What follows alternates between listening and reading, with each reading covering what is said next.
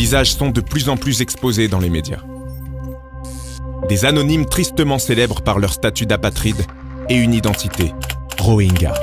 Cette communauté lourdement persécutée depuis que la nationalité birmane leur a été retirée en 1982 sous le régime militaire.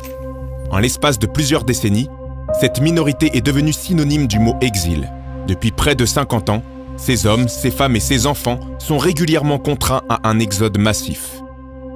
Ceux que l'on appelle les musulmans du Rakhine, installés dans l'état de Rakhine au sud-ouest de la Birmanie, doivent fuir un pays majoritairement bouddhiste sous la pression de l'armée. À l'été 2017, une nouvelle vague de violence a frappé les Rohingyas.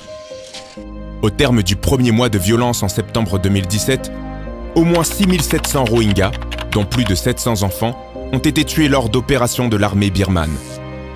La moitié de la communauté, près de 650 000 hommes et femmes, ont rejoint le Bangladesh voisin afin d'échapper aux exactions de l'armée birmane.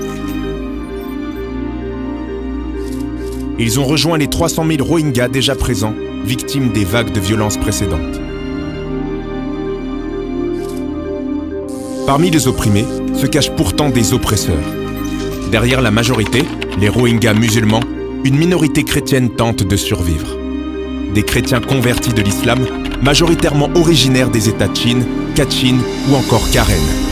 Ils représentent moins de 10% de la population birmane.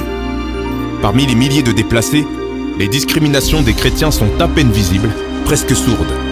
Quand ils trouvent refuge au Bangladesh, les Rohingyas chrétiens sont assimilés aux Rohingyas musulmans. Ils sont conduits dans les mêmes camps insalubres de réfugiés dans lesquels ils sont maltraités, opprimés, maintenus à l'écart par leur propre peuple. Pour eux, pas de grande émotion internationale. Pour eux, pas de grande mobilisation internationale. Pour eux, pas de récolte de fonds, laissés pour compte à l'image du silence et du manque de considération pour les chrétiens horriblement persécutés à travers le monde. Quelques Rohingyas chrétiens réussissent parfois à rejoindre l'Inde et les camps du Haut-Commissariat des Nations Unies aux réfugiés. Mais très rapidement, les autres Rohingyas découvrent qu'ils sont chrétiens. Ils sont alors chassés, des étrangers parmi leurs frères, persécutés à cause de leur ethnie et de leur foi.